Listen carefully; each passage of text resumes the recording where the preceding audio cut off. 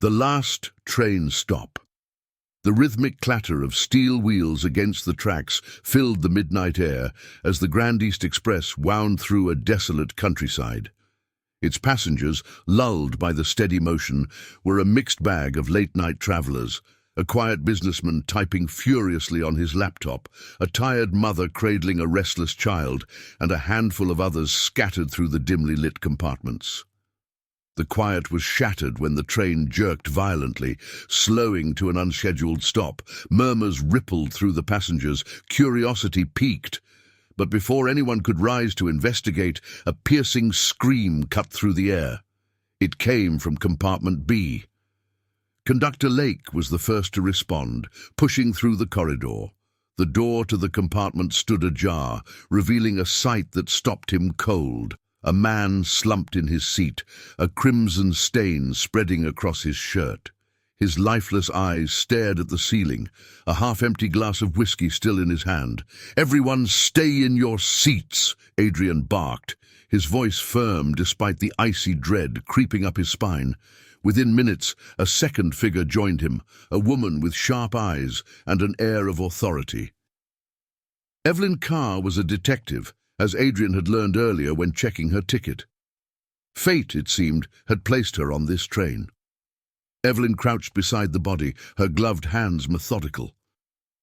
"Single stab wound to the chest," she murmured, her voice steady. The killer was quick and precise. No sign of a struggle. Passengers began gathering outside the compartment, whispering nervously. Adrian raised his hands to quiet them. "Who was this man?" Evelyn asked.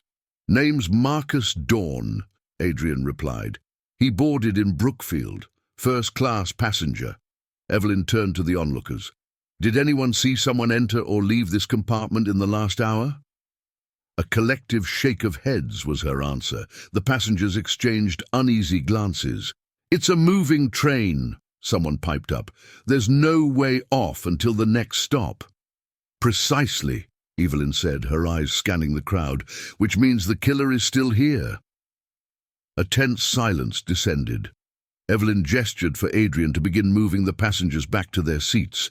She needed room to think. The businessman in the corner compartment caught her eye. His laptop was closed now, his fingers nervously tapping the lid. Evelyn approached him.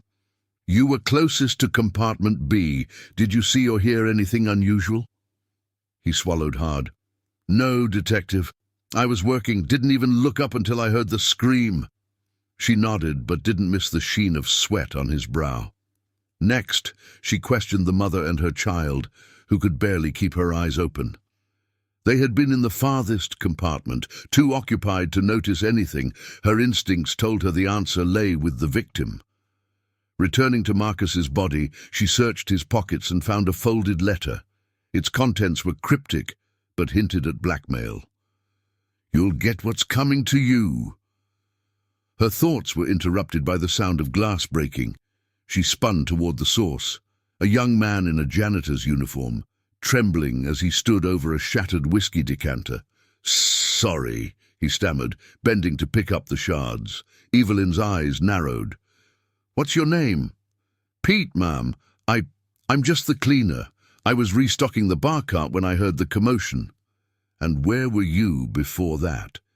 "In the lounge car," he said quickly. "Swear I didn't go near compartment B." His defensive tone only heightened her suspicion. "Let me see your hands," Evelyn said. Pete hesitated but held them out. Faint red marks streaked his knuckles, scratches that told a different story than the no-struggle theory. "Looks like you had a run-in with Marcus," she said coldly. "Care to explain?" Pete's facade crumbled. Okay, I didn't mean to do it," he burst out. "He caught me trying to sneak a drink from the cart earlier. He said he'd report me and I'd lose my job. I just wanted to scare him. I didn't think he'd grab the knife." "Knife?" Evelyn interrupted. Pete's eyes widened. I mean, enough," she snapped. "Adrian, take him to the luggage car and lock him in until we reach the next station." As Pete was escorted away, Evelyn turned to the passengers, who were now peeking through their compartments.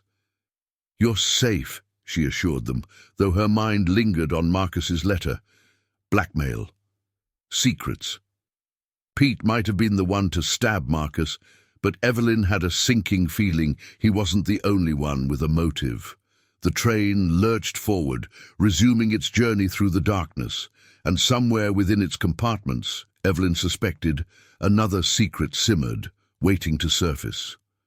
For tonight, one mystery was solved, but the rails had a way of carrying untold stories, and Evelyn knew she might be called to uncover another before the journey's end.